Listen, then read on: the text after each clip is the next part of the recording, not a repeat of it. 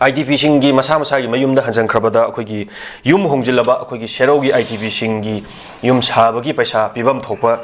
pirak taba masi akhoi gi mapung phana pibidre haibagi wakat lagli khoi kanana kari gi damakta pifam thoknaba sempham si phoi phajindona thamlibano haibasi akhoi gi hanadagi akhoi matam khara langjena roga chu amuk hanjallaga masagi mayum madu repairing tawraga semjan sajala lainaba sem saduna leiriba singda chu akhoi masi gi sempham asi pibirak taba phajallaga laikhiba sigi matang ju ko pendaba kyam phongdoro yojam se khoi isagi yumda ju hongjale ju thokpa aduga khoi relief camp da leju lebam khangdaba isagi yumda hongjallaga chu khoi pakhan nam khallaga chu leiba masi masagi pibam thuiba sengchan jiri khoi pibam thoktabra haibadugi wakat mi phamam su lai khoi December loigadabdi ngasi go humni kata junga san jare wajam si kari kamaina yimgi ningi wajam khoi ta sengna haragadi mase khoina kanada tainer kadoino je haibu ngamdogi poram dlai adana swai dai khoina political blunders mayam ama hai tare madugi political mileage lawna no khonariba mayam sing sigi awai khum mayam jena su IDP sing si ta sengna haragadi IDP sing unaruba satbagasi picnic chalaga picnic spot on satpai type ta ada media da thadoga mayam gi advertising agency achobama low phangba koigi mingchat tan hona bolum da thakpa manba potsina su suma mayam sing si ningthijina thabak to onthokpa ngamdra haina chobu singna bom ki aina smai thamjaningi aduna sumba all concern mayam sing sina su ekoi ta sengna even ngarang su yam noi ta pot am gok social media da viral way ai comment am ka group um da bijaki bani angang nupim sa ma khak puthuoga ai masi haidi haning da bani do haidi da bani ai thamjare khalakanda thambabani IDP center ga mai pot chai lebi dana khotran tawi da hangiba lebi ba khotpa ka sukaide mateng pangbani aikoina ngamde ngamiba kangu pangbirba singdu thaga chaningi arbo social media de puthuoga masak maming takthoga natraga hangaga wang hangiba mayam singdudi tahun chaning di haibani ado maming se lotlaga masak lotlaga angang oibani juvenile ni magi future mayam am leiri natraga leimantak leitraga su any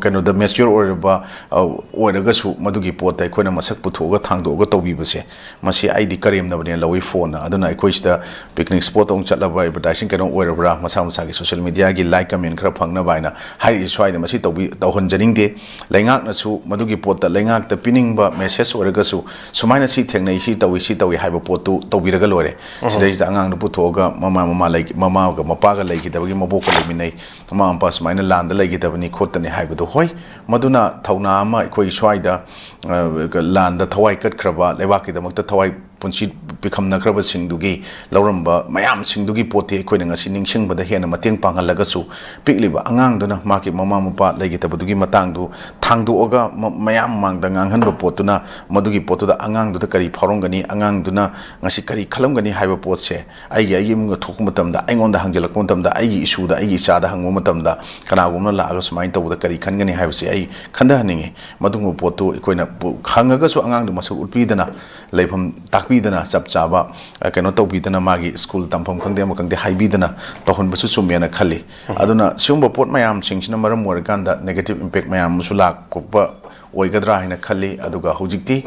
just ekoina article 356 impose toroga ekoi suspended animation manung da hoji president rule lai riba sings da ekoi on behalf of the president of India governor adum tabak tawri haibasi hana popular government leng aida tabak ningthi jana tawbangamde moina tawning toroga lei adu dawi da tawi haina duga chamanana tawda thabang tawde haiba pot sing dugi potugi mami adum taraga lei tabati natte aduna ekoi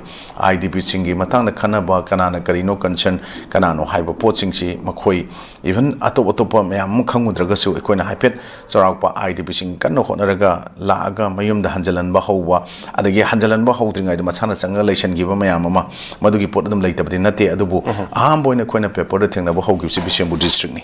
Bishenpur district ki DC ADC mayam concern video mayam yarong gani ko police kaika army yarong bi madugi toroga hanjalan ge pot se aina haijaning ina swai da hanjalan ge uri base sikari gino high kanda concern district administrator gi head oriba concern DC sing magistrate sing se makhoi gi makhayam pole IDP sing mayum hanbantra handab jujik se adana makhoi hujik Bishenpur ngamga kari ge taina ngamdabno haiba question se makak ngasi aina raise tawningi aduna masidi aikoina praja aikoina aduga panelist amoina aikoina activist amoina ngasi sumaina aikoi laudana khotna mayam ama tawriba potse sum law lerga su thabak oina pangthrok kodo mathau tawdo singna mathau taroktragadi madu upai leroi ai ngarang na hanoma kuidri aikoi ADC unaba Bishenpur gi kesam ka kicharu matamda ai mangda file mayam am poraga soi khuduk sa tawraga magi daka leba yam necessity oba requirements sing adum fulfill ohen gi basing moi ana layeng bagi natra makhoi phumum thok pesa ma jani ko lising ꯑꯅꯤꯒ ꯈꯔ ꯍꯦꯟꯕ ꯑꯃ ꯇꯧꯕ ꯑꯩꯅ ꯁꯨꯝ ꯂꯥꯞꯅ ꯎꯖꯕꯅꯤ ꯃꯥꯅ ꯀꯩꯅꯣ ꯇꯧꯕꯗ ꯑꯗꯨꯗ ꯃꯤꯇꯤꯡ ꯑꯃꯈꯛꯀꯤ ꯎꯅꯕ ꯆꯠꯄ ꯃꯇꯝꯗ ꯑꯗꯨꯃꯥꯏꯅ ꯊꯦꯡꯅꯖꯕꯗ ꯇꯧꯍꯧꯕ ꯊꯕꯛ ꯃꯑꯣꯡꯁꯦ ꯑꯗꯨꯃꯥꯏꯅ ꯑꯩꯈꯣꯏꯒꯤ ꯋꯦꯗꯔ ADC ꯑꯣꯏꯒꯦꯔꯥ DC ꯑꯣꯏꯒꯦꯔꯥ ꯑꯃ ꯀꯟꯁꯔꯟ ꯑꯣꯊꯣꯔꯤꯇꯤ ꯀꯝꯄꯤꯇꯦꯟ ꯑꯣꯊꯣꯔꯤꯇꯤ ꯑꯣꯏꯔꯤꯕꯁꯤꯡꯁꯤꯅ ꯊꯕꯛꯁꯤ ꯅꯤꯡꯊꯤꯖꯅ ꯃꯄꯨꯡ ꯐꯥꯅ ꯑꯗꯨꯃꯥꯏꯅ ꯄꯟꯊꯍꯟꯗꯅ ꯐꯥꯏꯜꯁꯤ ꯇꯦꯕꯜꯗ ꯇꯥꯍꯟꯗꯅ ꯄꯦꯟꯗꯤꯡ ꯂꯩꯍꯟꯗꯅ ꯊꯕꯛ ꯇꯧꯔꯒꯗꯤ IDBꯁꯤꯡ ꯍꯟꯖꯟꯕ IDBꯁꯤꯡꯒꯤ ꯐꯪꯒꯗꯕ ꯆꯥꯛꯊꯨꯡ ꯅꯠꯇ꯭ꯔꯒ ꯑꯦꯅꯤ ꯑꯩꯈꯣꯏꯒꯤ ꯍꯧꯖꯤꯛ ꯋꯥꯠꯂꯦ ꯍꯣꯔꯦ ꯇꯧꯕ ꯉꯝꯗ꯭ꯔꯦꯅ ꯂꯩꯔꯤꯕ ꯈꯨꯗꯤꯡꯃꯛꯁꯦ ꯇꯧꯒꯗꯕ ꯊꯕꯛ ꯇꯧꯒꯗꯕꯁꯤꯡꯁꯤꯅ ꯃꯄꯨꯡ ꯐꯥꯅ ꯇꯧꯕꯤꯔꯒꯗꯤ ꯌꯥꯝꯅ ꯑꯔꯥꯏꯕ ꯄꯣꯠ ꯑꯃꯁꯨ ꯑꯗꯨꯝ ꯑꯣꯏꯒꯗ꯭ꯔꯥ ꯍꯥꯏꯅ ꯑꯩꯗꯤ ꯑꯗꯨꯃꯥꯏꯅ ꯊꯝꯖꯅꯤꯡꯉꯤ ꯊꯥꯒꯠꯆꯩ ꯑꯣꯖꯥ ꯌꯥꯝꯅ ꯃꯔꯤꯛ ꯆꯨꯝꯕ ꯋꯥꯐꯝꯅꯤ ꯑꯩꯈꯣꯏ IDBꯁꯤꯡꯒꯤ ꯃꯇꯥꯡꯗ ꯃꯃꯥꯡꯗꯁꯨ ꯍꯥꯏꯗꯨꯅꯁꯨ ꯂꯥꯛꯑꯕꯅꯤ ꯑꯗꯨꯒ ꯑꯩꯈꯣꯏ ꯍꯧꯖꯤꯛ ꯍꯧꯖꯤꯛꯁꯨ ꯍꯥꯏꯕꯤꯔꯤꯕ ꯑꯣꯖꯥꯅ ꯍꯥꯏꯕꯤꯔꯤꯕ IDBꯁꯤꯡꯒꯤ ꯃꯇꯥꯡꯗ ꯍꯥꯏꯕꯤꯔꯤꯁꯤ ꯃꯁꯤ ꯀꯛꯅꯤꯡꯉꯥꯏ ꯌꯥꯎꯗ꯭ꯔꯕ ꯄꯣꯏꯟꯠ ꯍꯥꯏꯖꯕ ꯇꯥꯔꯦ